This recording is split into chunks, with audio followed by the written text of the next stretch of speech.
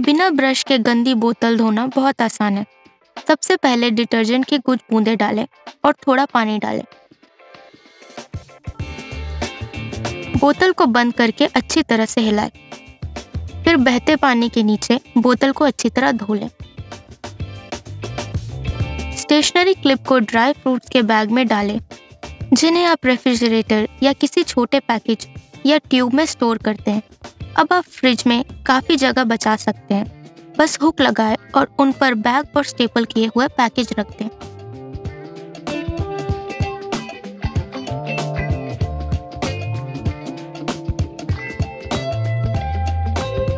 यदि sauerkraut खट्टा होता जा रहा है, इसे रोकने के लिए इसे बैग में रखें और फ्रीजर में रख दें। जमे हुए गोभी को पूरी तरह से स्टोर किया जाता है और ऐसा करने से ये स्वाद को बदलते नहीं हैं। इस्तेमाल करने से पहले इसे फ्रिज से डिफ्रॉस्ट कर लें। चिकन को पकाने से पहले उन्हें बहते पानी के नीचे अच्छी तरह धो लें और 1.5 घंटे तक पानी में भिगो दें। कुछ लोगों को इन ऑफल का सख्त भाग पसंद आता है, इसलिए आपको मांस वाले भाग को सावधानी से हटाने की जरूरत होगी। फिल्म के नीचे एक चीरा लगाएं, चाकू को चारों ओर घुमाएं और मांस के हिस्से को त्वचा से काट लें। मांस के टुकड़ों को पहले थोड़े से तेल के साथ अच्छी तरह गरम पैन में तल लें। जैसे ही चिकन सभी तरफ से पक जाए, पैन में बारीक कटा हुआ प्याज डालें और नरम होने तक सभी चीजों को एक साथ भूनें। स्वाद अनुसार मसाले डालें। पैन की सामग्री को अच्छी तरह मिलाएं और आंच से उतार लें। sauerkraut रेफ्रिजरेटर में 12 घंटे में पूरी तरह से पिघल गया। सलाद के लिए एक छोटी बैग का इस्तेमाल करें और एक बड़ी बैग की सामग्री को थोड़ा सा काट लें, उदाहरण के लिए कैंची से, ताकि तैयार डिश में गोभी के बहुत लंबे टुकड़े ना रहें। डिश के तल में पहले चिकन को प्याज के साथ रखें और बीच में sauerkraut के साथ सब कुछ कवर करें। यदि आपके बेकिंग डिश में ढक्कन है तो इसे बंद कर दें। यदि ढक्कन नहीं है तो बेकिंग पेपर का इस्तेमाल करें। ओवन में 180 डिग्री में 1.5 घंटे तक पकाएं।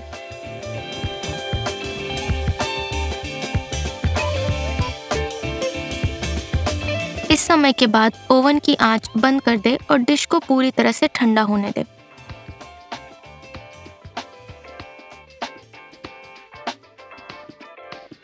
पेपर टी बैग टैग में अक्सर छोटे चीरे होते हैं। अगर ऐसा कोई चीरा नहीं है तो आप इसे कैंची से बना सकते हैं।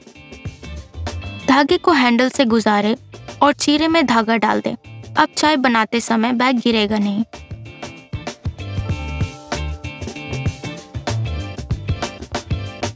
केवल 5 घंटों में कठोर एवोकाडो से नरम एवोकाडो बनाने का एक दिलचस्प तरीका यहाँ दिखाया गया है। एक पका हुआ केला लें और उसे एक सख्त एवोकाडो के साथ पेपर में कसकर लपेट दें। 5 घंटे के लिए सूखी अंधेरे जगह में रखें। 5 घंटे के बाद जांचें कि एवोकाडो नरम हुआ है कि नहीं।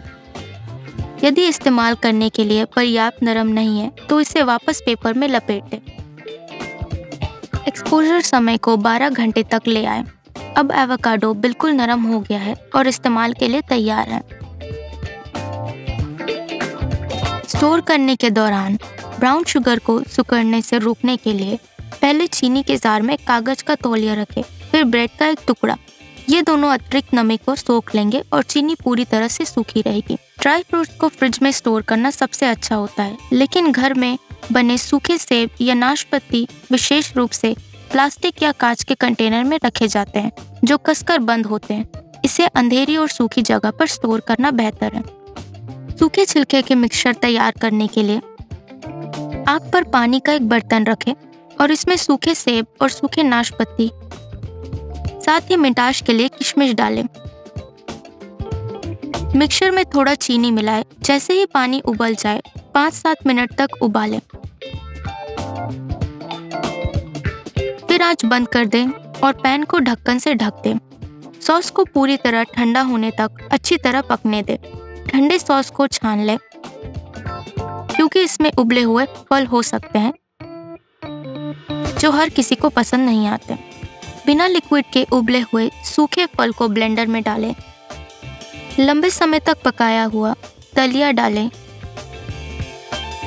चीनी और पीसी हुई दालचीनी और थोड़ा सा बेकिंग सोडा डालें। पिघला हुआ मक्खन और एक अंडा मिलाएं।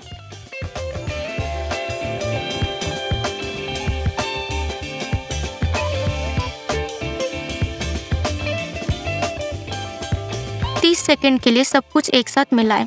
थोड़ा आटा डालें और एक बार फिर से सब कुछ एक साथ मिलाएं।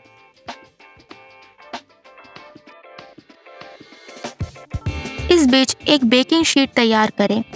पेपर को एक लंबी चौड़ी पट्टी में मोड़ें और किनारों को ऊपर उठाएं। सांचे के बीच के हिस्से को बेकिंग पेपर से ढक दें, जिसमें आप जिंजर ब्रेड बेक करेंगे। ब्रेड को 180 डिग्री पर पहले से गर्म ओवन में 30 मिनट तक बेक करें।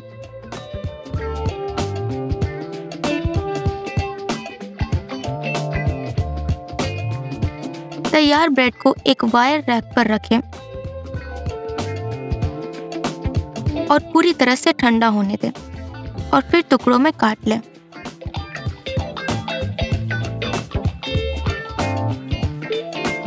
स्टिक्स का इस्तेमाल करना का एक आसान तरीका यहाँ दिखाया गया है और इस प्रक्रिया में उन्हें खोना नहीं पड़ेगा। ऐसा करने के लिए ऐसी कॉकटेल ट्यूब को मोड़ ले, अतिरिक्त हिस्से को काट ले और स्टिक को जोड़ने के लिए ट्यूब का इस्तेमाल करें। यदि आपके पास एक फॉर्म है जिसमें आपने लंबे समय से इस्तेमाल नहीं किया है, प्लास्टिक की थैलियों को सील करने का एक सुविधाजनक तरीका यह है। सबसे पहले बैग को सेंटर से 2 तिहाई काट लें। अब इसे फिर से सील करने के लिए ढीले सिरे को बैग के चारों ओर लपेट लें। चिकन को काटने के लिए 2 फोर्क का यूज़ करें। इस विधि से चिकन बनाना आसान हो जाता है। एक और तरीका यह है, हम हैंड मिक्सर का यूज़ करके चिकन को पीस सकते हैं। मिलाते समय एक बड़े बाउल का यूज़ करें। एक एवोकाडो को छीलने के लिए इसे आधे में काटकर छिलके को छीलकर बाहर निकाल लें। इसके बाद इसे स्लाइस कर सकते हैं और स्लाइस के भूरे होने से बचाने के लिए हम नींबू का रस छिड़क सकते हैं। एवोकाडो स्लाइस एक एपेटाइजर की तरह काम आएगा। इन एपेटाइजर को एक बड़ी प्लेट पर अच्छी तरह विभिन्न व्यंजनों के साथ परोसा जा सकता है। पिन को आसान बनाने के लिए माइक्रोवेव रोलर रिंग को प्लेट के नीचे इस्तेमाल कर सकते हैं। एक विशेष एपेटाइजर एक सुशी राइस बॉल है। इसके बीच मछली होती है और चावल से लपेटा जाता है। मछली के छिलके हटाना एक गंदा काम हो सकता है। इसे आसान बनाने का यह तरीका है, मछली को गर्म पानी में डालें और फिर रगड़ लें। इससे पपड़ी गिर जाएगी, मछली का छिलका पूरी तरह उतर जाएगा।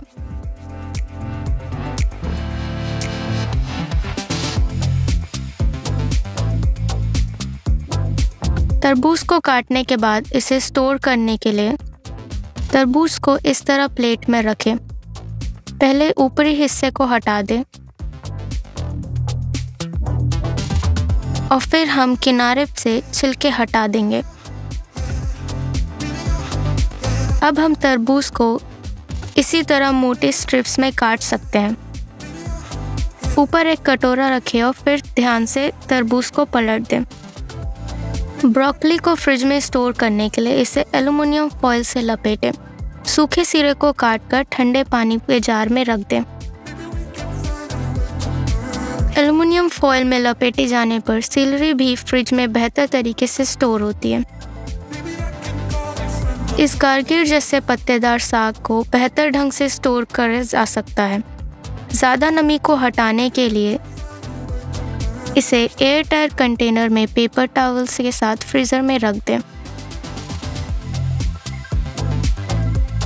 हम अपने चांदी के बर्तन का उपयोग करके टोस्ट पर कुछ दिलचस्प डिज़ाइन बना सकते हैं। यहाँ हमने एक स्माइली फेस बनाई है। एक साथ ढेर सारे टोस्ट बनाने के लिए उन्हें बेकिंग शीट के ऊपर जाली के बीच ओवन में रख दें। इस मछली के कांटे से मांस को जल्दी अलग करने के लिए हम चम्मच के किनारे का उपयोग कर सकते हैं। यह देखें कि मांस में कोई कांटा ना हो। गहरे बेकिंग डिश को बेकिंग पेपर से ढकने के लिए इसे अच्छी तरह मस लें। अब आप इसे डिश के ऊपर डाल सकते हैं। गरम मिर्च के साथ काम करते समय हाथों में वेजिटेबल ऑयल लगा सकते हैं। यह मिर्च के तेल को त्वचा पर लगने से रोकेगा। कीवी से छिलके को जल्दी छीलने के लिए हम विस्क का यूज कर सकते हैं। हम केवल एक फ्रेंच प्रेस का उपयोग करके कैपुचिनो के लिए फोम बना सकते हैं। हम गर्म दूध को फ्रेंच प्रेस में डालकर शुरू करेंगे। आधे से ज़्यादा नहीं भरें। फिर हम लगभग 30 सेकंड के लिए ऊपर और नीचे पंप करेंगे। इस झाग का उपयोग कैपुचिनो बनाने के लिए कर सकते हैं। बाइंडर क्लिप रसोई में बहुत काम आते हैं। आप उनका यूज़ कॉफ़ी, पास्ता, स्नैक्स और मसाले जैसे बैग को फिर से सील करने के लिए कर सकते हैं। इन्हें ट्यूब के आकार की पैकेजिंग के सिरों पर भी इस्तेमाल किया जाता है। फलों और सब्जियों को ठंडे नमकीन पानी में 15 मिनट तक भिगाने से उनमें से कीटाणु दूर हो जाते हैं। खाने से पहले सब्जियों को धोना एक अच्छी आदत होती है। यह मक्खन पूरी तरह से जमा हुआ है। इसे गर्म करने के बजाय हम अपनी मदद के लिए सब्जी पीलर का यूज़ कर सकते हैं। टोस्ट में लगाने से पहले पतली स्लाइस काटें। इस पीलर का इस्तेमाल पनीर के टुकड़े काटने के लिए भी कर सकते हैं। इसका उपयोग चॉकलेट शेविंग बनाने के लिए भी किया जाता है। प्याज के स्लाइस के लिए भी इसका प्रयोग कर सकते हैं।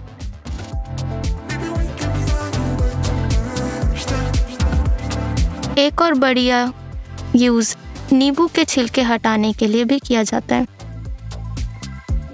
अंडे की सफ़ेदी ज़्यादा ना पक जाए देखने के लिए केवल पानी का उपयोग करें।